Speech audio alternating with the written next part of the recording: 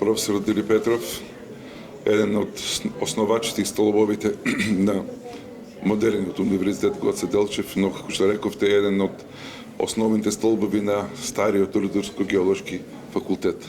Наш професор, наш учител и човек кој што со неговите 2 мандата како декан, 2 мандата како продекан и 1 или 2 мандата како сенатор во бившиот универзитет, во универзитетот Кирил и Методи, дека беше Рудорско-геолошкиот факултет, допринесе за голем развој на нашиот факултет.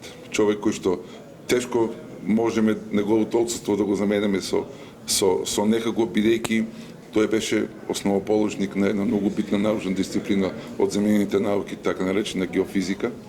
Тој беше основоположник на сите геофизички методи и техники, а во последните 15 години интензивно работеше на меѓународно дефинирање преку меѓународна соработка на дефинирање на геомагнетното поле на Република Македонија. Тоа му беа последните 15 години од неговиот животен век ги посвети на тоа.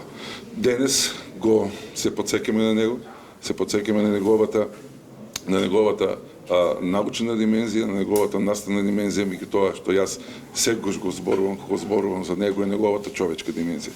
Колку тој беше значен за сите студенти, па и за голем дел од вработените кои што сега на факултетот за природни и технички науки, и колку голем трак остави неговото битествување на нашиот факултет, прво на Рудорско-геолошкиот факултет, а од 2007 година и на факултетот за природни и технички науки.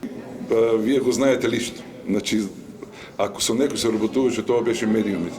Секој беше достапен за медиумите, секој беше отворен за да го каже тоа што е некој природен феномен, што вие не го знаете или јавноста сака да се интерпретира, тој беше секој достапен за вас.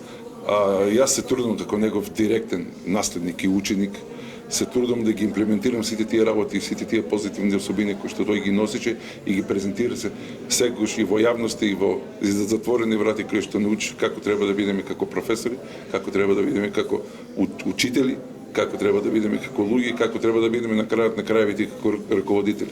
Тој беше, како што реков, и 2 мандата декан на нашиот факултет, 8 години гледав од него како треба и која насока треба да се движи, фати за да се движи факултетот во вистинска насока. Беше инспиративен во секој поглед. Немаше тој докторанти само на нашиот факултет, имаше докторанти и на природно-математичкиот факултет, една плејада на млади луѓе кои што и денес ги водат основните научни процеси поврзани со сеизмика, сеизмологија и така натаму и така натаму. Остави и не само научно наследство, туку и фамилиарно и генетско горебно наследство, така да се надевам дека овој ден ќе биде не само да го славиме минатото и неговата работа како професор, како наставник, како раководител и како даскал, како учител, тој сакаш да биде учител.